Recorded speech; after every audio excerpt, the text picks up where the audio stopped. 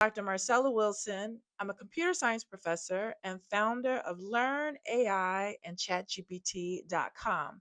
And after teaching hundreds of small business owners how to use ChatGPT, I see the same mistakes over and over and over again. So today I'm going to save you months of frustration by showing you exactly what they are and how to fix them, and more importantly, how to avoid them. All right, let us get into the 5 mistakes. The first mistake that I see business owners use over and over and over again when they're using ChatGPT is that they're being too vague. So, what do I mean by that? You have to talk to, or the correct term is prompt ChatGPT, right?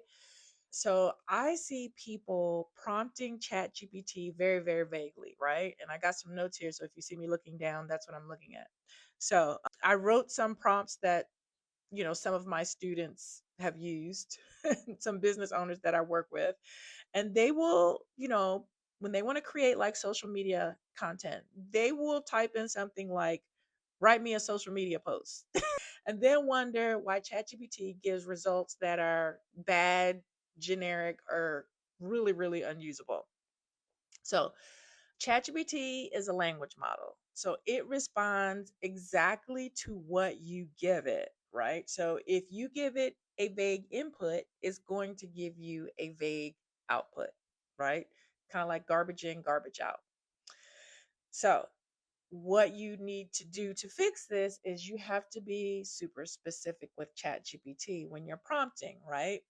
So give ChatGPT context about your business, your audience, your brand voice, and the format that you want, right?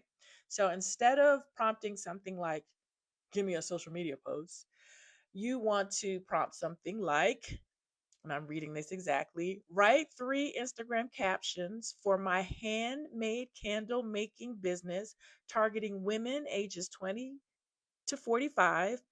Use a warm, friendly tone. Keep each caption under 150 characters and end with a call to action. Now, that's going to get you a really, really, really specific response from ChatGPT. And it's also going to give you exactly what you want because it's super specific, right? So, also, I want to say all the prompts that I'm going to talk about in the video, you can get them below in the description if you want to use them for your business. All right. So, the more specific the prompt, the better the result. All right. So, that's the first mistake I see people make all the time, is that the prompts are just super vague. All right. The second one that I see is that a lot of people treat ChatGPT like Google. Now, what do I mean when I say that? They will type in short search style questions like best social media tips for 2026. Well, ChatGPT isn't Google. You you want to think of it like an assistant, so you need to tell it what to do. It cannot give you useful results if you are typing in short search style queries, right? And the reason this happens is because, you know, everybody's trained on Google. Like if we have a question, we go to Google, right? But more and more people are going to ChatGPT to do research and to get their questions answered. So we take the way that we use Google into ChatGPT, and it doesn't work, right? So what you want to do is talk to ChatGPT like you're having a conversation with it, right? And again, as I said in the first issue, be very specific about what you need. All right. So instead of saying, social media tips for small business, instead of typing that in ChatGPT, you want to type in something like, hey, I run a small business.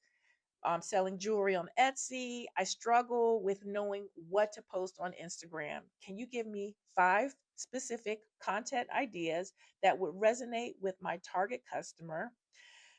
That is women who love unique and artisan accessories. So the key point is that chat is not a search engine, right? It's a conversation. Treat it like one. Okay. All right. The third mistake I see lots of business owners make is they give up after one bad response, right? So here's the problem. A lot of people type something into ChatGPT and they think that based off of that one prompt is going to give you everything that you want, right? So people expect perfection on the first try. And when that doesn't happen, they assume that ChatGPT doesn't work for them and they abandon it. So I always tell the businesses that I work with that ChatGPT isn't a one off, right? It's a conversation, it's a back and forth, right? So 9 times out of 10, it's not going to give you everything you want on the first prompt. You prompt it, you be as specific as possible in your prompt. It gives you something back, and you tell it that's great. You refine it or fix this. So think of it as a conversation. It is not a one-off. So it has iterations where you refine after each prompt. Okay, so when you prompt ChatGPT, again, it's not a one off. To revise that prompt or to make the output better, you want to say things like, make it shorter, make it more casual, add more emotions. Can you add more emojis? Can you give me 3 more versions? That's close, but that sounds too salesy. So it's a back and forth. So, what I really, really want you to understand is that the first response is just a starting point, it's not the final answer. The magic happens as you are talking with it, as you are conversating with it. Okay. Okay. So the fourth mistake that I see people doing is the size of the prompt.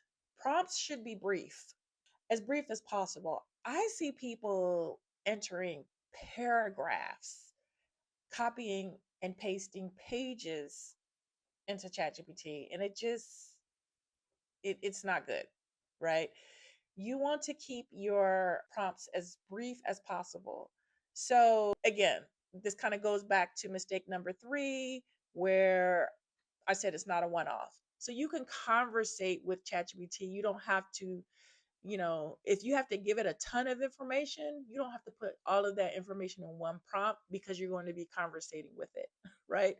I think everyone has experienced maybe using Chat GPT and it cut off or it didn't answer everything you wanted, right? So the more you put into the prompt, the less likely it's going to be able to answer everything that you request. All right. So keep your prompts as brief as possible, specific but brief, and only give it like 1 or 2 tasks. If you have more than that, then you can do it in the, follow up prompts as you are conversating with it. Okay. All right.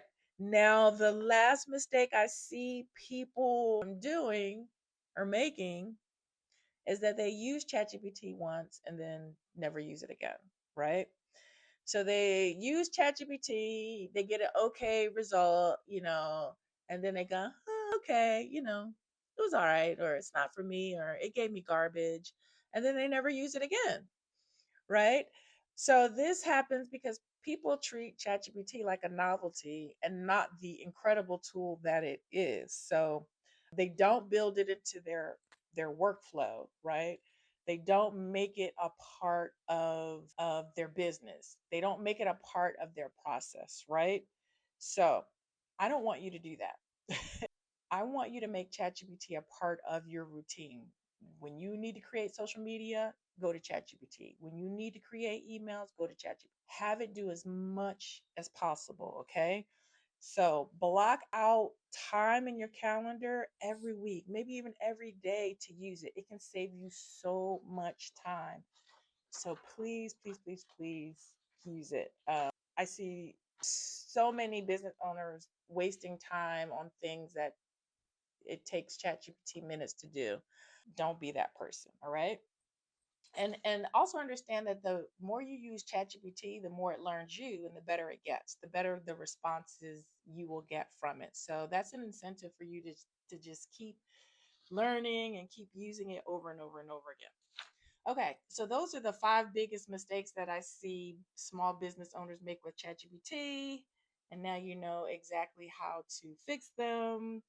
So if you want to go even deeper in learning ChatGPT, I have a free email course. It's called ChatGPT 101. The link is in the description. Again, it's an email course. It's about a week. I teach you how to prompt and all of that. And I also have a course that's called Promptology 101, and it teaches you how to prompt so that you can get ChatGPT to do amazing stuff. All right. If you love this video, please like it, share it with other business owners.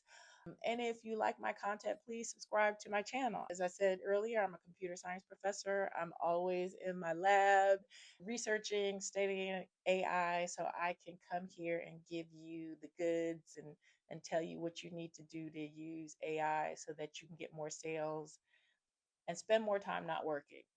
All right, guys, I'm Dr. Marcella Wilson. Thank you so much for watching, and I'll see you in the next video. Bye.